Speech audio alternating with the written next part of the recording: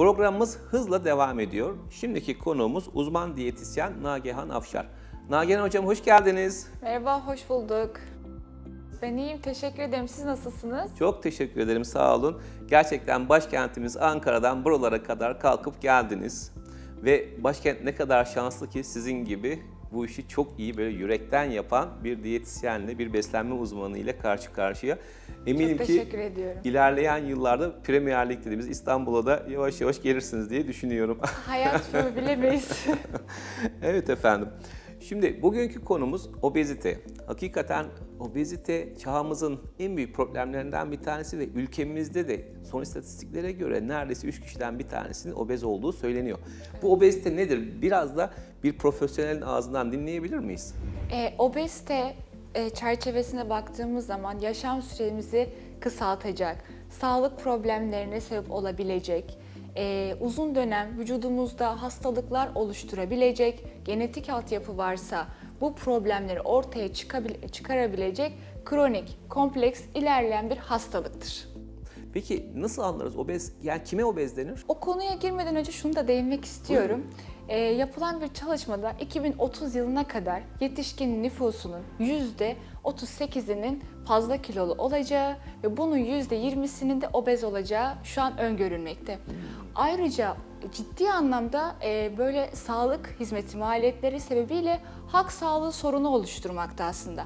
Hem maddi boyutu var, hem manevi boyutu var, hem sağlık boyutu var. Fakat biz böyle bizi izleyenlere kolaylıkla anlayabileceği bazı formüller belirtmek istiyorum. Tabii. Beden kütle indeksi bizim en çok kullandığımız formüllerden bir tanesi. Kilogram bölü boyun metre cinsinden karesine bölünmesidir. Bu aralık 18,5 ile 24,9 arasında oluyorsa biz ideal aralıktayız.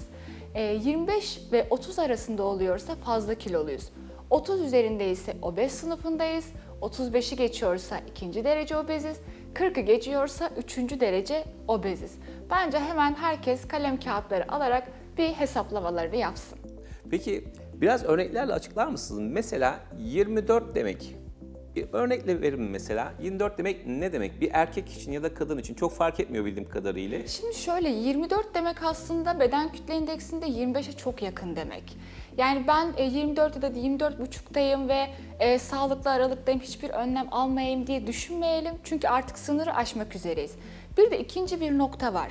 Bel çevresi kalınlığı. Tamam biz beden kütle indeksi hesaplıyoruz fakat mesela kişi sporcudur, kas kütlesi yoğundur, tartıda ağır çıkıyordur ama biz bu kişilere yani obez bir sınıfına girdi diyemeyiz. Bel çevremizi kontrol edeceğiz. Kadın bireylerde 88'in üstünde olması, erkek bireylerde ise 102'nin üzerinde olması ciddi risk teşkil etmektedir. Peki obez olduğumuzu anladık. Bu bahsettiğimiz kriterlere göre. Peki obez olan bir kişi nelere dikkat etmeli, ne yapması gerekiyor? Şimdi obezitenin birçok farklı tedavi seçenekleri var.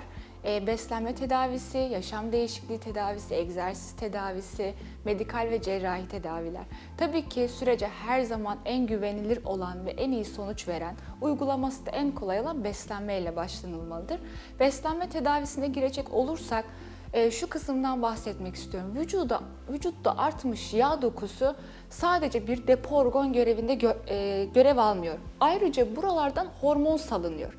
Leptin gibi, stokin gibi isimlerine çok da detaylı girmek istemiyorum ama bu hormonların ortak noktasına baktığımızda yağ dokusundan vücudumuza ciddi anlamda bir enfeksiyon yapan maddeler üretiliyor. Radyasyon gibi düşünün. Evet. Sürekli bir salınım söz konusu. Bu yağ dokusu arttıkça bu radyasyon miktarı artmakta ve vücudumuz sürekli enfeksiyona maruz kalmakta.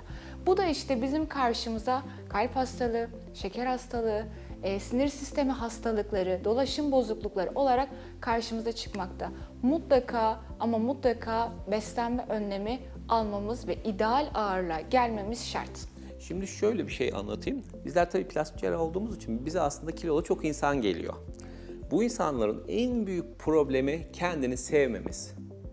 Bakın bu bahsettiğiniz hastalıkların bir farklı bir boyutu var. O da nedir? Evet. Kişi kendini mutlu hissetmiyor, kendini sevmiyor, yeni kıyafet almak istemiyor, bir yere gitmek istemiyor. Sürekli böyle siyah şeyler giymek istiyor, evden dışarı adım atmak istemiyor. Sosyalleşmiyor. Sosyalleşmiyor. Bu aslında en önemli, yani sosyalleşmeyen, asosyal bir insan haline geliyor aslında obez insanlar. Evet. Şimdi obezitede biz mesela basamak tedavisinden bahsederiz ki bu basamak tedavisinin aslında her aşamasında siz varsınız. Bakın basamak tedavi. Birinci basamak ne? Diyet.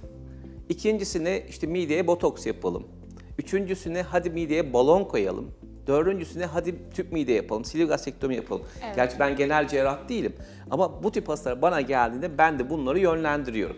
Evet. Şimdi ilk basamaktan başlayarak bu tedavilerin hangi aşamalarındasınız? Biraz bahseder misiniz? İlk aşaması tabii zaten asıl işiniz. Tabii ki birinci basamak beslenme tedavisinde aktif rol almaktayım. Çünkü okulumu bitirdikten sonra 2016 yılından beri bu işte aktif şekilde çalışıyorum.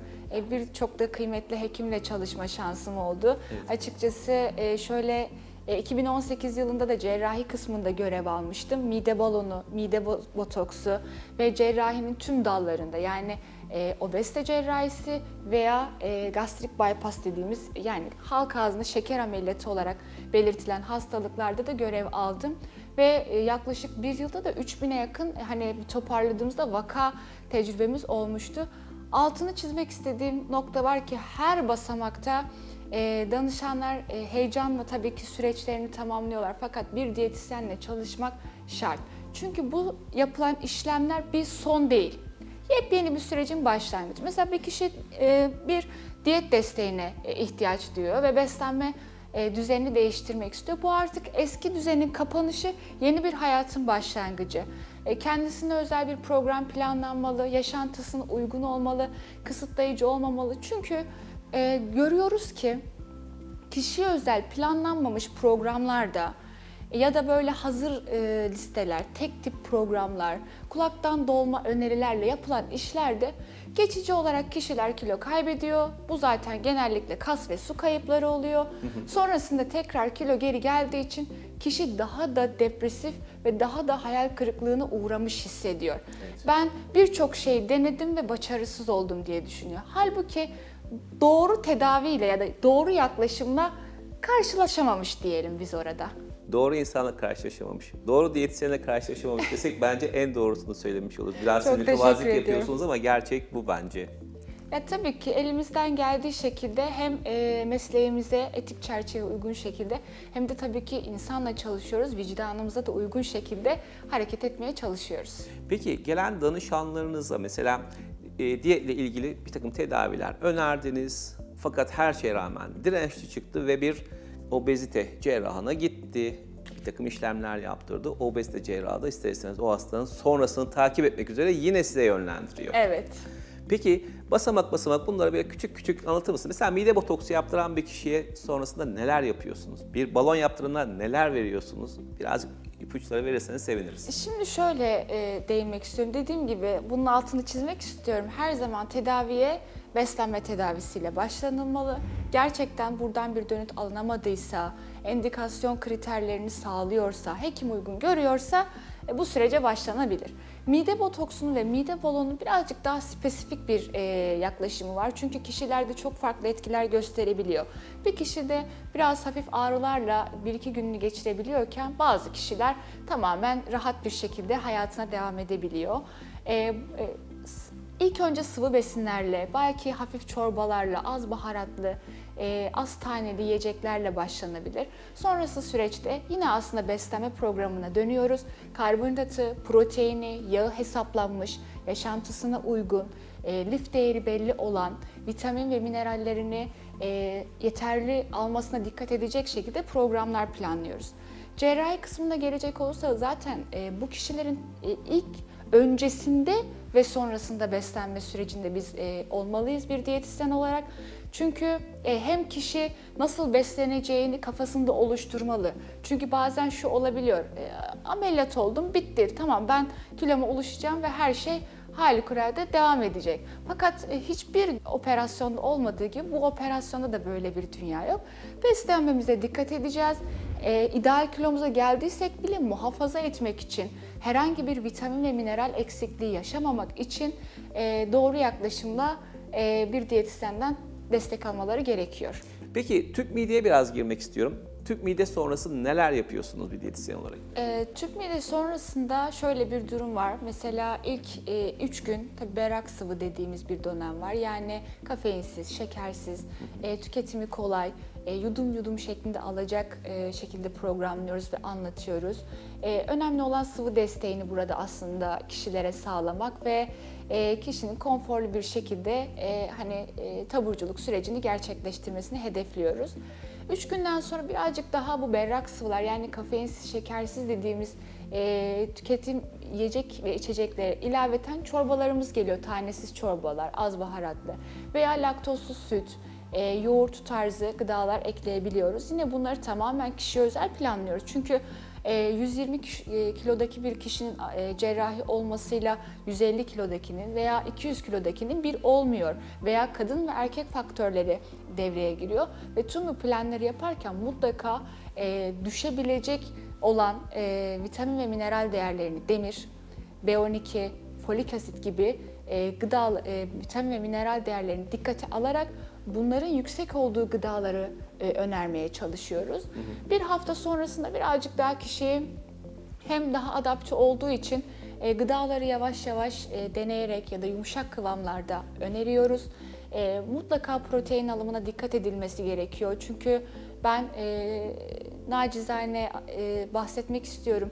Tecrübelerimde bazen görüyorum ki 10 gram, 15 gramlara kadar düşen bir protein gözlemliyoruz. Hem dokuları korumak, kas kütlesini muhafaza etmek ve daha sağlıklı ve zinde bir şekilde bu süreci tamamlamak için protein tüketimi çok çok önemli. Ancak altını çizmek istiyorum ki bunların beslenme tedavisiyle, yani doğru protein içeriğine, yüksek protein içeriğine sahip gıdalarla kişilere önerilmesini doğru buluyorum takviyelerden çok çok daha önce. Çok teşekkür ederim vermiş olduğunuz bilgiler için.